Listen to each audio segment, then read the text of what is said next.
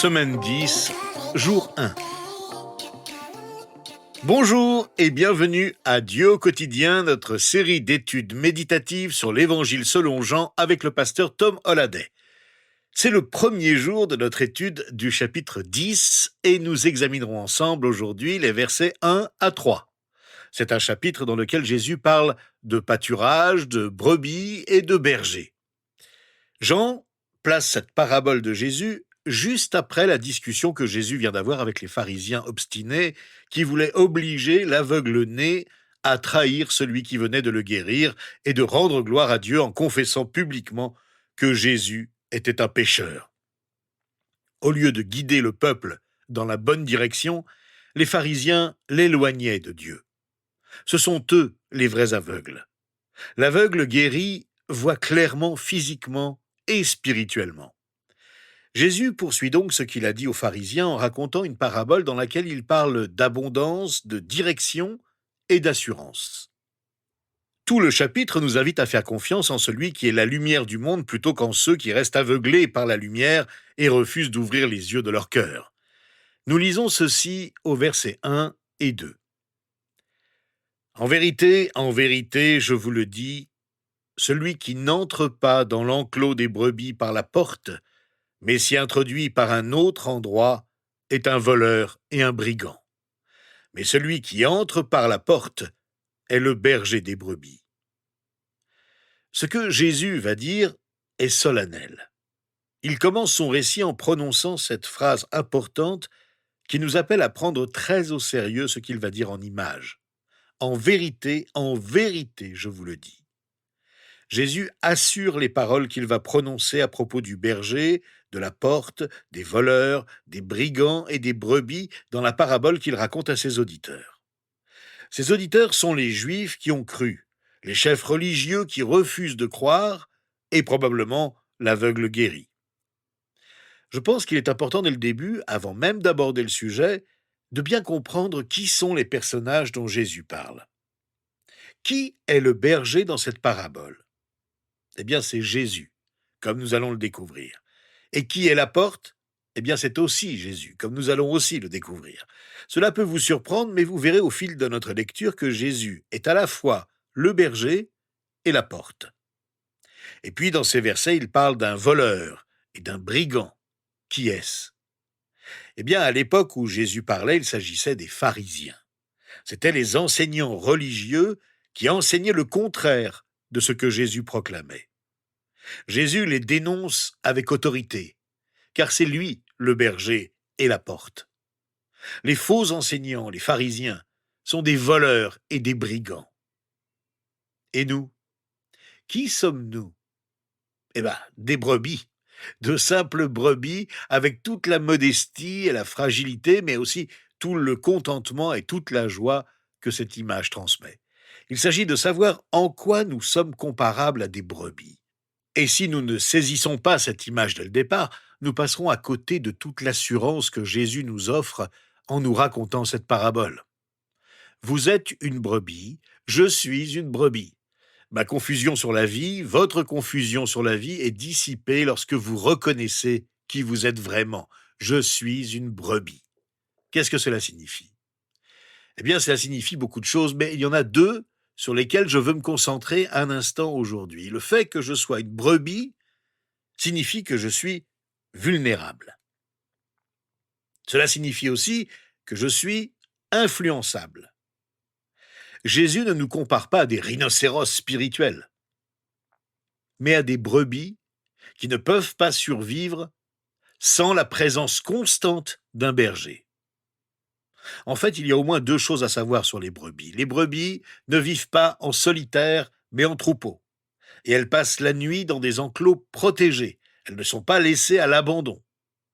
Leur nombre et le fait qu'elles vivent ensemble côte à côte assurent leur sécurité sous la protection du berger qui les amène dans leur enclos le soir pour passer la nuit en sécurité, bien au chaud, les unes contre les autres.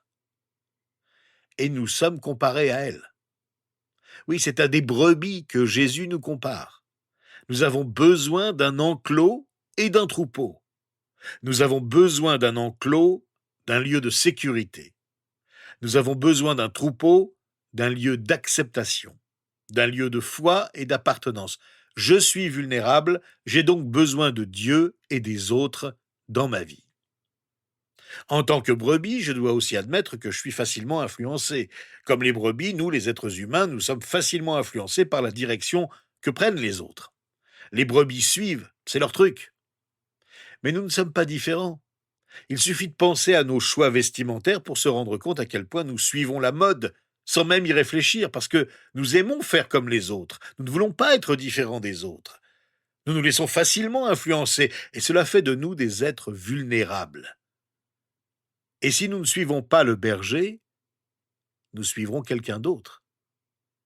Nous suivrons un voleur, un brigand. Nous suivrons quelqu'un qui nous veut du mal. Avouons-le, nous sommes des brebis, nous sommes vulnérables. Nous sommes facilement influençables. Et cela signifie que nous avons besoin du bon berger, du seul berger, Jésus-Christ. Au tout début de la parabole, Jésus commence à parler de ce que le berger peut faire pour ses brebis, de ce qu'il peut faire pour nous au quotidien. Aujourd'hui, je vous propose de commencer à voir en détail ce que le berger peut faire pour ses brebis, puis nous terminerons demain. Que peut faire le berger pour ses brebis? Le berger appelle les brebis. C'est la première chose qu'il fait. Au verset 3, nous lisons que le gardien lui ouvre et les brebis écoutent sa voix. Il appelle par leur nom les brebis qui lui appartiennent et il les conduit dehors. L'intervention du gardien n'a pas d'autre but que de désigner celui qui ouvre la porte. Certains cherchent un sens particulier à son intervention, mais elle fait tout simplement partie du décor. Tous les détails d'une parabole ne sont pas significatifs. Ici, l'accent porte sur le berger, le personnage central du récit. Ce qu'il fait pour les brebis est le cœur de la parabole. Le berger appelle ses brebis. Elles connaissent sa voix. C'est une image intéressante. En Orient, lorsque les brebis sont dans les champs, elles peuvent se rassembler parfois 3 ou 4 troupeaux à la fois autour d'un point d'eau. Ou même lorsqu'elles dorment la nuit dans une bergerie, elles peuvent toutes dormir dans la même bergerie. Mais il suffit que le berger appelle ses propres brebis pour qu'elles viennent toutes vers lui. Sa voix est personnelle et le berger les connaît personnellement. Il peut alors les conduire dehors en les appelant une à une par leur nom. Tout comme le berger appelle ses brebis par leur nom, Jésus nous appelle par notre nom. Il nous appelle parce qu'il nous connaît. Il connaît notre force. Il connaît nos faiblesses. Il connaît nos besoins. Il ne se fait aucun doute sur ce que nous sommes parce qu'il nous connaît tels que nous sommes. Il nous appelle de manière unique. Comment puis-je écouter et l'entendre? Comment puis-je savoir si c'est bien lui qui m'appelle? Eh bien, nous l'écoutons en lisant ce qu'il a dit dans sa parole, la Bible qu'il nous a donnée. Nous nous laissons guider et diriger par sa parole. Nous l'écoutons aussi grâce à l'Esprit Saint qui nous pousse à écouter et à entendre. C'est lui qui nous convainc que la voix de Jésus que nous entendons dans les Écritures est bien celle de Jésus-Christ. Et lorsque nous répondons à son appel, l'Esprit vient en nous et nous permet non seulement de répondre, mais de suivre celui qui nous a appelés. Ce n'est pas comme si j'entendais une voix audible et reconnaissable. C'est juste que lorsque je lis sa parole, elle devient si personnelle que je sais qu'elle est prononcée pour moi, qu'elle a été écrite pour moi. Je sens intérieurement que Jésus-Christ me parle spécifiquement à travers la Bible, à travers sa parole. Il y a d'autres façons d'écouter la voix de Jésus, en particulier à travers son peuple, l'Église, et la communion avec d'autres chrétiens qui nous parlent de lui et nous rapportent ce qu'il a dit. Nous en reparlerons un peu demain, mais je voudrais vous poser une question à la fin de notre étude aujourd'hui. À quand remonte la dernière fois où vous avez pris le temps d'écouter la voix de Jésus? C'est lui qui nous parle lorsque nous lisons les évangiles. C'est lui qui nous parle lorsque nous lisons le livre des Actes des Apôtres. C'est lui qui nous parle lorsque nous lisons les lettres des apôtres et l'Apocalypse. Et c'est bien lui qui nous parle dans tous les écrits de l'Ancien Testament. Écoutons-le, il a tant à nous dire. Entendons-nous sa voix? nous pourrons tous l'écouter dès que nous l'accepterons comme notre berger. Faisons donc silence un moment. Et dans le recueillement, écoutons la voix de celui qui nous appelle par notre nom, qui nous connaît et veut que nous le connaissions. Et dans la reconnaissance, disons-lui ensemble, « Seigneur, parle, nous t'écoutons. Seigneur, tu nous appelles parce que tu nous aimes et que nous sommes à toi.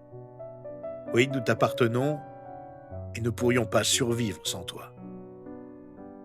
À notre tour, nous t'appelons pour te dire que nous sommes à toi et que nous voulons te suivre. C'est en ton nom que nous te prions, toi, notre divin berger. Amen. Rejoignez-nous demain. Nous poursuivrons notre étude sur la parabole des brebis et du berger en réfléchissant ensemble sur les versets 4 à 13 du chapitre 10 de l'Évangile selon Jean.